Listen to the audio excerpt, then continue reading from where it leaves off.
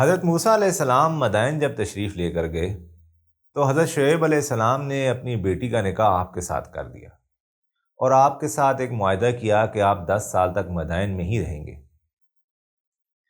10 سال کے بعد جب یہ معاہدے کا وقت ختم ہو گیا تو آپ مصر کی طرف روانہ ہوئے، یعنی اپنے آبائی علاقے کی طرف۔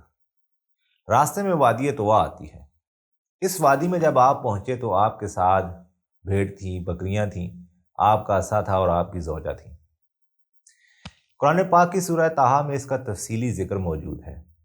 اب وہ جو زمانہ تھا وہ ایسا تھا کہ جس وقت اسٹریٹ لائٹس وغیرہ نہیں ہوتی تھیں، سنسان علاقے تھے، پیدل سفر تھا، اور تھا بھی جاڑے کا موسم، یعنی سردی کا موسم تھا۔ آپ اکیلے تھے۔ جب آپ وادی طوا میں پہنچے تو آپ کی زوجہ کو درد ذا ہوا، یعنی اولاد کی ولادت کا وقت آ گیا۔ تو آپ نے اپنے پتھر سے آگ لگانے کی کوشش کی لیکن آگ نہ جلی۔ اب اس میں بھی اللہ تعالیٰ کی حکمت تھی۔ آپ ابھی یہ بات اپنی زوجہ کے ساتھ کر ہی رہے تھے کہ حضرت موسیٰ علیہ السلام کو دور سے روشنی نظر آئی۔ آپ نے اپنی زوجہ کو کہا کہ یہ آگ ہے، میں جا کر لے کر آتا ہوں۔ جب آپ اس آگ کے پاس پہنچے تو آپ کیا دیکھتے ہیں کہ ایک درخت ہے اور اسے آگ لگی ہوئی ہے۔ آپ نے ارادہ کیا کہ میں اس کے قریب جاتا ہوں اور کوئی شاخ ٹوٹ کر نیچے گرتی ہے تو اس کو اٹھا کر لے آتا ہوں۔ لیکن جیسے ہی آپ قریب پہنچے تو آپ کیا دیکھتے ہیں کہ اس درخت کو آگ تو لگی ہوئی ہے لیکن درخت بہت زیادہ سرسبز و شاداب ہے۔ آپ کو خوف محسوس ہوا۔ رات اندھیری تھی، گڈا ٹوپ اندھیرا تھا، سنسان جگہ تھی، دور دور تک کسی آدمزاد کا نشان نہ تھا۔ اب دیکھیں، اللہ کے پیغمبر تھے حضرت موسیٰ علیہ السلام، لیکن ان کے دل میں بھی خوف آیا۔ اب جیسے ہی واپس مڑنے لگے تو درخت سے آواز آئی کہ میں تمہارا رب ہوں اے موسیٰ، اور اپنے جوتے اتار دو۔ یہ زمین بہت بابرکت ہے۔ اب اس میں جو روایات آتی ہیں وہ دو طرح کی آتی ہیں۔ ایک میں تو یہ کہا جاتا ہے کہ جب آپ کو جوتے اتارنے کا کہا گیا تو اس کی وجہ یہ تھی کہ آپ نے گدھے کے چمڑے کے جوتے پہنے ہوئے تھے۔ دوسری وجہ یہ تھی کہ زمین پاک ہے، جب آپ اپنے رب تعالیٰ کے پاس ان کے سامنے پیش ہوں تو اپنے جوتے اتار دیں۔ چنانچہ آپ نے اپنے جوتے اتار دیے۔ اللہ تعالیٰ آپ سے ہم کلام ہوئے اور پوچھا کہ آپ کے ہاتھ میں کیا ہے؟ آپ کے ہاتھ میں عصا تھا، لاٹھی تھی۔ پوچھا گیا کہ اس سے کیا کام کرتے؟ تو آپ نے بتایا کہ میں اس سے اپنی بکریوں کو ہانکتا ہوں، اس سے پتے توڑتا ہوں، اونچائی پر چڑھنا ہوتا ہے تو اس کا سہارا لیتا ہوں۔ تو اللہ تعالیٰ نے حکم دیا کہ اس کو زمین پر پھینک دو۔ آپ نے جیسے ہی زمین پر پھینکا تو وہ ایک بہت بڑے اژدہے کی شکل اختیار کر گئے، اور اژدہا اتنا بڑا تھا کہ اس کے سامنے ایک درخت تھا، وہ پورا کا پورا درخت نکل گیا۔ ایک چٹان آئی، اس چٹان کو وہ نکل گیا۔ تو حضرت موسیٰ علیہ السلام خوف سے مڑے اور واپس کی طرف پلٹے۔ پھر ان کے خیال ذہن میں آیا کہ میرا خدا یہاں موجود ہے، تو رک گئے، لیکن وہ ڈر رہے تھے، خوف زدہ تھے۔ حضرت موسیٰ علیہ السلام کو اللہ تعالیٰ نے حکم دیا کہ اس اژدہے کو پکڑ لو، لیکن آپ کو ہمت نہیں ہو رہی تھی کہ بہت ہی خوفناک قسم کا اژدہا تھا۔ تو حضرت موسیٰ علیہ السلام نے ایک کمبل اوڑا ہوا تھا اور ایک کانٹے کے ساتھ اس کو جوڑا ہوا تھا۔ ظاہر ہے اس وقت ایسے لباس نہیں تھے، سلائی نہیں تھی، تو وہ کمبل آپ نے ارد گرد لپیٹ کر اور کانٹے کے ساتھ اس کو لگا دیا تھا تاکہ وہ آپ کے جسم کے ساتھ اٹکا رہے۔ تو آپ نے وہ کمبل آگے کر کے اپنے ہاتھوں پہ رکھ کر اس اژدہے کو پکڑنے کی کوشش کی۔ تو اسی وقت ایک فرشتہ آیا اور اس نے کہا کہ اے موسیٰ، اگر یہ اژدہا تمہیں کاٹنا چاہے تو کیا یہ کمبل تمہیں بچا سکتا ہے؟ اب یہ دیکھیے کہ انسان احتیاط کرتا ہے۔ حضرت موسیٰ علیہ السلام نے کہا کہ بے شک میں کمزور ہوں، اور اس ضعیفی کی وجہ سے، اس کمزوری کی وجہ سے، اور اللہ نے انسان کو کمزور بنایا ہے، میں نے یہ اپنی طرف سے احتیاط کی۔ اب یہ دیکھیے، اللہ کا برگزیدہ بندہ، اللہ کا رسول، اور اس کے دل میں بھی دیکھ کر تھوڑا سا خوف آ گیا۔ یہ کیا تھا؟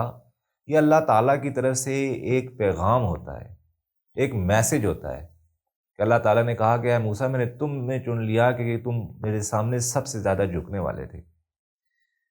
یہاں پر ہم سنتے رہتے ہیں کہ فلانی ہستی جو ہے وہ 10 سال پانی کے اندر کھڑی رہی اور اس کے جسم کو مچھلیاں اور مینڈک نوچتے رہے، اور فرشتوں کے پاس جب وہ چلے گئے تو فرشتوں کا ہاتھ پکڑ لیا کہ تم ہوتے کون ہو مجھ سے پوچھنے والے، اور نعوذ باللہ عالم ارواح پر فلانے بزرگ اور پیر موجود ہیں۔ آپ یہ دیکھیے کہ خدا کی خدائی، خدا کی کبریائی، خدا کی کائنات، انسان تو کمزور بنایا اور دل میں خوف پیدا ہو جاتا ہے، اور اللہ کا پیغمبر، اللہ کا رسول، اور حضرت موسیٰ علیہ السلام جو اللہ کے پیارے محبوب تھے، کلیم اللہ تھے، تو ان کے دل میں بھی خوف پیدا ہوا، تو پھر انہوں نے کمبل کو چھوڑ دیا اور اژدہے کو پکڑ لیا اور وہ اژدہا لاٹھی بن گیا۔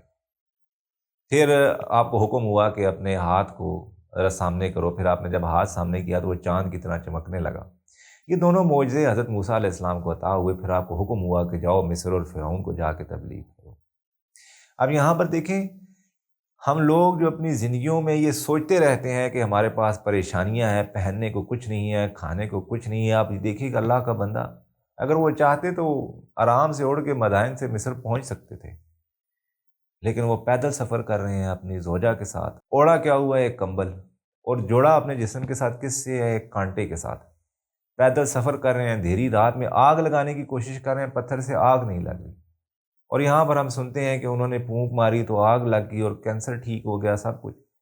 اللہ کے کلام میں برکت ہے، مگر یہ ساری چیزیں کیسے ہیں؟ وہ لوگ تو دنیا بھی ساتھ لے کر چلتے تھے، دین بھی ساتھ لے کر چلتے تھے، اللہ کے نبی تھے، اللہ کا پیغام بھی پہنچاتے تھے اور روزی روزگار بھی کماتے تھے۔ حضرت موسیٰ علیہ السلام اگر دیکھا جائے تو انہیں کیا ضرورت تھی بکریاں لے کر چلنے کی، لیکن یہاں پر تو جو آتا ہے خاموشی سے ہاتھ میں پیسے پکڑتا ہے، سائڈ پہ کرتا جاتا ہے، ہر چیز کو کمائی کا ذریعہ بنا دیا گیا ہے۔ تو دین کے اندر محنت ہے، اور اللہ تعالیٰ اسی سورۃ طٰہٰ میں ارشاد فرماتا ہے کہ ہم نے اس قرآن کو مشقت کے لیے نہیں اتارا۔ محنت میں اور مشقت میں فرق ہے۔ محنت انسان کرتا ہے شوق سے کچھ پانے کے لیے، اور مشقت ہوتی ہے آپ کے اوپر تکلیف۔ قرآن پاک تکلیف نہیں ہے، مشقت نہیں ہے، کیونکہ قریش اس ٹائم جو جوہلا تھے مکہ میں، وہ کہا کرتے تھے کہ جو باتیں اس قرآن میں لکھی ہیں اگر ہم نے اس پر عمل کیا تو یہ ہمارے لیے تو مصیبت ہے، ہم تو آرام سے اپنی زندگی گزار رہے ہیں، کھاتے ہیں پیتے ہیں، ہمیں کوئی روکنے والا نہیں ہے، ان کی باتیں سن کے تمہارے لیے مشکل ہو جائے گا۔ تو اس پر اللہ تعالیٰ نے فرمایا کہ یہ قرآن مشقت نہیں ہے، کیونکہ ان کی تو عبادات ایسی تھیں کہ اپنے اونٹوں کو کاٹنا پڑتا تھا، انسانوں کی قربانیاں دینی پڑتی تھیں، اپنا زیور زیورات لٹانے پڑتے تھے۔ پھر اس طرح سے حضرت موسیٰ علیہ السلام مصر گئے اور فرعون کے پاس گئے۔ اس سورہ میں ہمارے لیے ایک سبق ہے کہ قرآن کریم ہمارے لیے مشقت نہیں ہے بلکہ آسانی کے لیے ہے، اور حضرت موسیٰ علیہ السلام کو کہا گیا کہ آپ کو ہم اس لیے پسند کرتے ہیں کہ آپ ہماری طرف جھکنے والے ہیں، یعنی کہ نماز کی ادائیگی کرنے والے ہیں، اور جب خدا سے ملنا ہوتا ہے، خدا کی یاد آتی ہے تو نماز پڑھا کریں۔ اللہ تعالیٰ سے دعا ہے کہ وہ ہمیں نماز باجماعت قائم کرنے کی توفیق عطا فرمائے، آمین ثم آمین۔